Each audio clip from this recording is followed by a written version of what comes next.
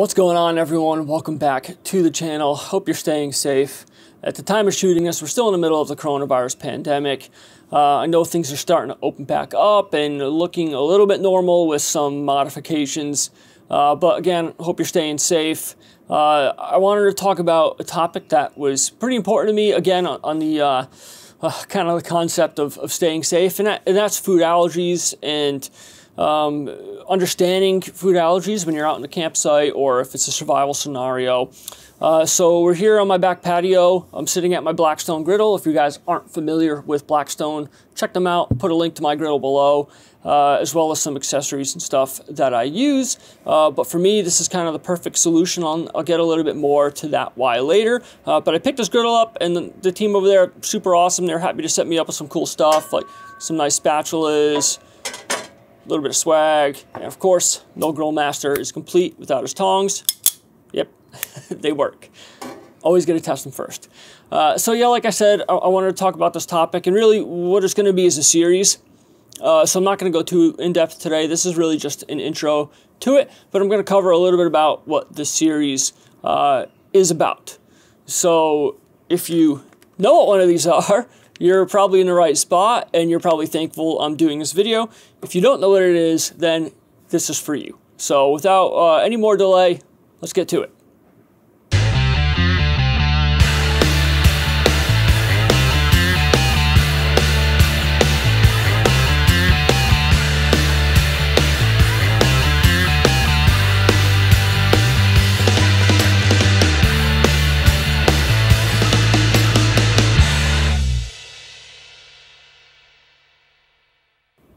So I know, you might be saying, hey John, I don't have any food allergies, why should I care about this? Well, the reality is there's 32 million Americans who have food allergies. On top of that, a lot of experts are showing the data says that the amount of children with food allergies has tripled in the last several years. So it's definitely a problem, it's definitely a growing problem.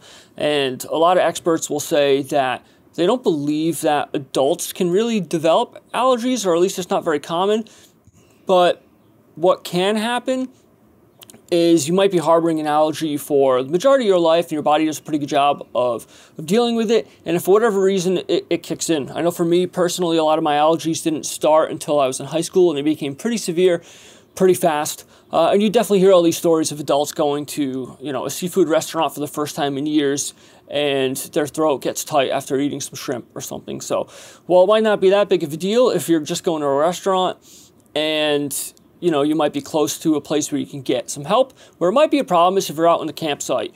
And even if you definitely don't have allergies, where this might be important is, the whole point here is we're trying to have some fun. We're trying to get together with friends and family, especially once it's the more safe to get out there and hang out with some more people. So what you don't want to be doing is be in a scenario where maybe you're camping with the neighbors and they don't realize your kid has an allergy, and you start cooking and something happens and you're far away, unable to do much about it, right? So we want to avoid that. The whole concept here is have fun, be safe, cook for each other, and do some fun stuff. So especially now with the coronavirus, especially now with outdoor activities being such an important part of us getting back to normal and having some fun.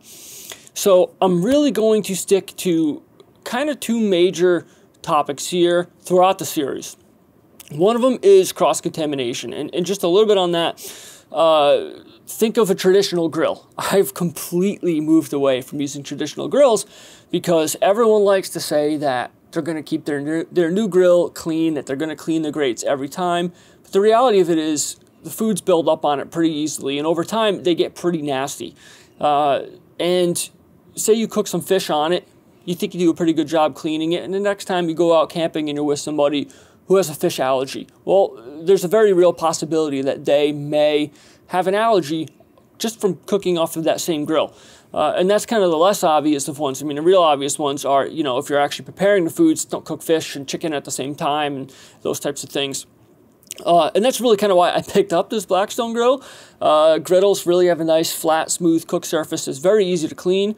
You can scrub it totally clean in between cooking on it, which makes things a lot easier.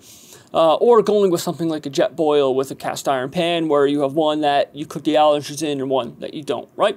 It's a really easy way to keep things much safer, and also in a more compact setup, and more versatile. I mean, you know, on this griddle, I can cook whatever. I can cook chicken, steak, hash browns, bacon, eggs, pancakes, anything on the same thing. So when you're talking about having a setup for your tailgate or for your camp, it's kind of more of a well-rounded setup anyways, right? So more perks there. The other thing I want to talk about is allergens lurking in common foods that you might not realize. So just a quick example, a lot of times seasonings will have soy protein or wheat in them. So you don't realize, you know, you move along, you want to cook some tacos or some carne asada with some friends, and you put all these seasoning on it, and you don't realize that it has something in it that might be an allergen from someone. So throughout the series, what I'm going to do is a handful of videos where I'm going to cook you guys some food, little tutorial on cooking, give you guys some creative recipes, and I'm going to talk a little bit more about this topic on each video. So if you have any questions about food allergies or being safe, put them in the comments. If you know of some great allergen-free foods that you want me to cook, to share with everyone else, put that in the comments as well. And if you know some foods that have allergens in it, but you want to see an allergen-free version of it, please let me know. Throw it in the comments. So the whole point here is coming up with some options for us to have some fun, get out on the trails, be safe, to not have to worry about it, so we can get together with friends and family around food, get back to that part of normal, especially coming out of this pandemic. So I'm really hopeful that you guys have some great ideas for me. If not, I have a whole list of stuff that I've been working on for years that I can do. So again, please, any questions, throw them in the comments. Any foods, throw them in the comments. I'm going to put, like I said, some links to all the stuff that I cook with, my griddle, the utensils, my camera gear, and some of my other camp gear in the comments if you want to check out what I'm using. If you guys are on Instagram, the official Instagram for this channel is @TheRoosterVentures, just like in the name of the channel. Please hit that subscribe button. Thank you guys for stopping by. I really appreciate it. I'm really looking forward to doing this series for you. So thanks again, guys. We'll talk soon.